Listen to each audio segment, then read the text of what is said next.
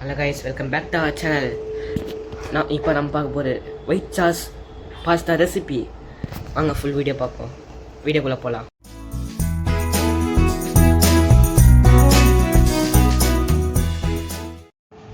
Guys, first white sauce பாஸ்தாக்கு carrot நறுக்கிக்கலாம் பொடிசா.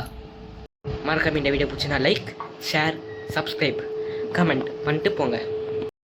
கைஸ், நெக்ஸ்ட்டாக நம்ம இது சில்லி ஃப்ளெக்ஸ் பண்ண போகிறோம். அது ஃபஸ்ட்டு 1 சில்லி எடுத்து கரெக்டாக பிச்சு வச்சுக்கோங்க. 2 பீஸாக பிச்சுக்கிட்டு உள்ளே போட்டுங்க. 1 செகண்ட். ஒரு 4 சில்லி எடுத்துப்போம். கேமரா சைடு 2 போட்டாச்சு. இப்போ 3 போட்டுக்கிறோம். 4 எக்ஸ்ட்ரா 1 போட்டுப்போம். எடுக்கோ. இப்போ நைஸாக அரைச்சிட்டு வந்துடலாம். சில்லி ஃப்ளெக்ஸ்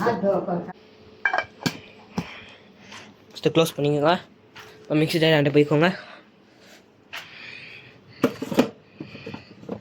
சத்தா மாட்டேங்குது. இப்போ ஒரு கையில் எடுக்க வேண்டியது வச்சிட்டிங்களா? கரெக்டாக மூடிட்டு சுவிட்ச் போட்டுக்கோங்க. நெக்ஸ்ட்டா ஒரு கை மேலே வச்சுக்கோங்க. நான் அரைச்சிட்டு வீடியோ காட்டுறேன் கைஸ். அரைக்கிட்டு வாட்டம் கைஸ், நம்ம அரைச்சாச்சு.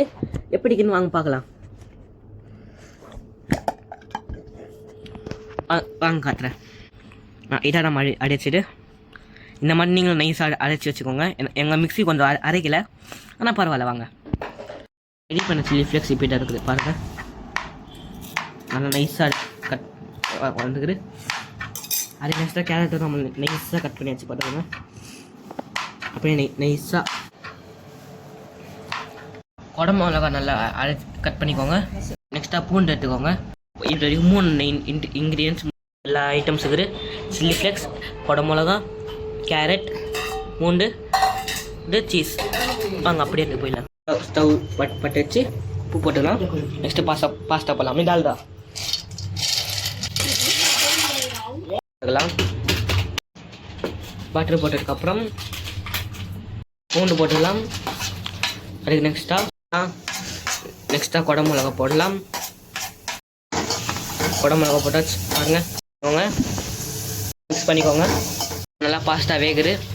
வாங்க நல்லா வெந்ததுக்கப்புறம் ஒரு சின்ன கிண்ணத்தில் வச்சு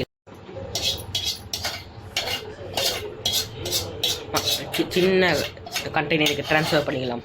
இப்போ ரெடியானது எல்லாமே. இன்னொரு இது ஸ்டவ் பற்ற வச்சுக்கலாம். பட்டர் போட்டுக்கலாம்.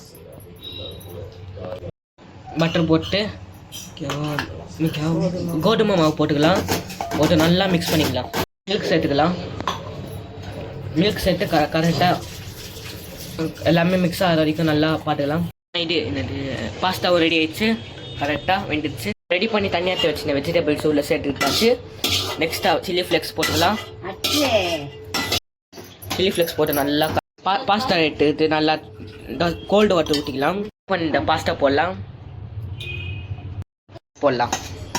ஃபைனல் சீஸ் போட்டு நல்லா மெல்ட் ஆகட்டும். பாஸ்தா எப்படி இதோட இந்த ஒயிட் சாஸ் பாஸ்தா எப்படி செய்யுது ஸ்டெப் பை ஸ்டெப்பாக எல்லாத்தையும் சொல்லிட்டேன். இந்த வீடியோ பிடிச்சி நம்ம லைக், ஷேர், சப்ஸ்கிரைப் போடும். This is the final output. இன்னொரு வீடியோ பாருங்கள். இதோட வீடியோ